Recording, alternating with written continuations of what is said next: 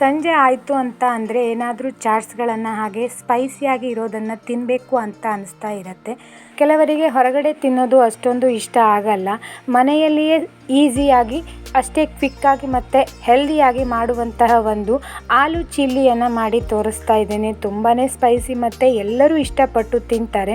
ಮಕ್ಕಳಿಗಂತೂ ಇನ್ನೂ ಹೆಚ್ಚು ಇಷ್ಟ ಆಗುತ್ತೆ. ಸಂಜೆ ಹೊತ್ತಿಗೆ ಮಾಡಿ ತಿನ್ಬೋದು. ಬನ್ನಿ ನೋಡೋಣ ಈ ರೆಸಿಪಿಯನ್ನು. ನಾನಿಲ್ಲಿ 4 ಆಲೂಗಡ್ಡೆಯನ್ನು ಈ ರೀತಿ ಸಿಪ್ಪೆಯನ್ನು ತೆಗೆದು ಇಟ್ಕೊಂಡಿದ್ದೇನೆ.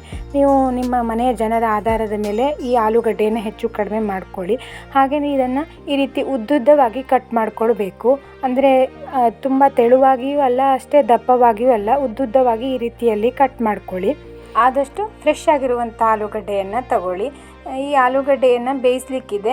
ನೀವು ಹೆಚ್ಚುವಾಗಲೇ ನೀರನ್ನು ಬಿಸಿಗೆ ಇಟ್ಕೊಳ್ಳಿ. ಅಳತೆಯ ಪ್ರಕಾರ ಅಲ್ಲ, ಈ ಆಲೂಗಡ್ಡೆಯ ಹೋಳುಗಳು ನೀರಿನಲ್ಲಿ ಮುಳುಗಿದರೆ ಸಾಕು. ನೀರು ಬಿಸಿ ಆದಮೇಲೆ ಇದಕ್ಕೆ 1 ಚಮಚ ಉಪ್ಪು ಹಾಗೆ 1/4 ಚಮಚ ಅರಿಶಿಣವನ್ನು ಹಾಕಿ ಹೆಚ್ಚಿರುವಂಥ ಆಲೂಗಡ್ಡೆಯನ್ನು ಈ ನೀರೊಳಗಡೆ ಹಾಕಬೇಕು.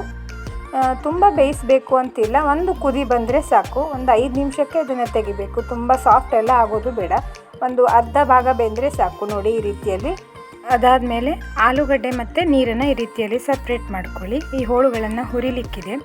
ಒಂದು ಪಾತ್ರೆನ ತಗೊಂಡು ಅದಕ್ಕೆ ಒಂದು 2 ಚಮಚ ಎಣ್ಣೆಯನ್ನು ಹಾಕಿ ಈ ಹೋಳನ್ನು ಎಣ್ಣೆಯೊಳಗಡೆ ಹಾಕಿ ಹುರಿಬೇಕು. ಒಂದು 5ರಿಂದ 10 ನಿಮಿಷ ಹುರಿಬೇಕಾಗತ್ತೆ.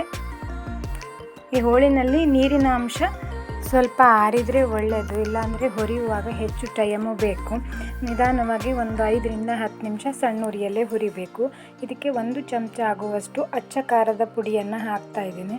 ಬೇಕಿದ್ರೆ ಒಂದು ಅರ್ಧ ಚಮಚ ಆಗುವಷ್ಟು ಉಪ್ಪನ್ನು ಕೂಡ ಹಾಕ್ಬೋದು. ಉಪ್ಪನ್ನು ಬೇಯಿಸ್ಲಿಕ್ಕೂ ಕೂಡ ಹಾಕಿರೋದ್ರಿಂದ ನೋಡಿ ಹಾಕಿ.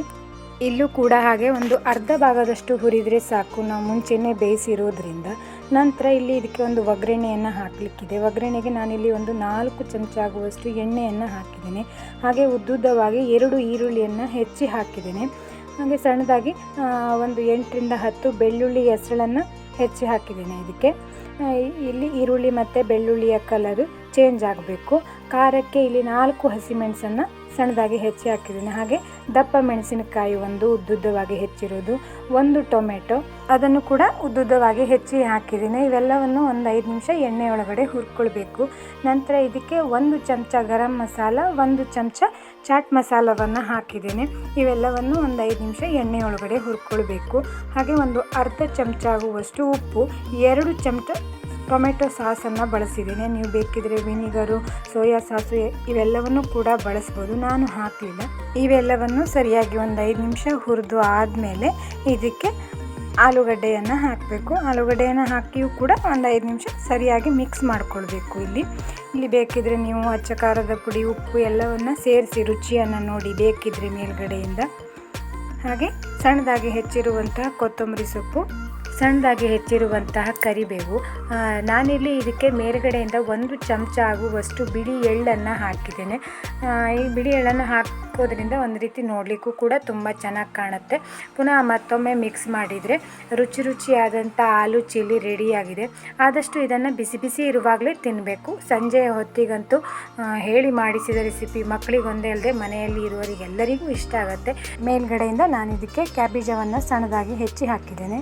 ನೀವು ಬೇಕಿದ್ರೆ ಈರುಳ್ಳಿ ಹೂವನ್ನು ಕೂಡ ಸಣ್ಣದಾಗಿ ಹೆಚ್ಚಿ ಹಾಕ್ಕೊಳ್ಬೋದು. ಖಂಡಿತ ನೀವು ಒಮ್ಮೆ ಟ್ರೈ ಮಾಡಿ ನೋಡಿ. ಇನ್ನೊಂದು ರುಚಿಯಾದ ಅಡುಗೆ ವಿಧಾನದೊಂದಿಗೆ ಮತ್ತೆ ಭೇಟಿಯಾಗೋಣ. ಅಲ್ಲಿಯವರೆಗೂ ಪರಿಶ್ರಮ ಕಿಚನಿನ ಎಲ್ಲ ರೆಸಿಪಿಯನ್ನು ಒಮ್ಮೆ ನೋಡಿ. ಯಾವುದಾದ್ರೂ ರೆಸಿಪಿ ನಿಮಗೆ ಇಷ್ಟವಾದರೆ ಖಂಡಿತ ಟ್ರೈ ಮಾಡಿ ನೋಡಿ. ಧನ್ಯವಾದಗಳು.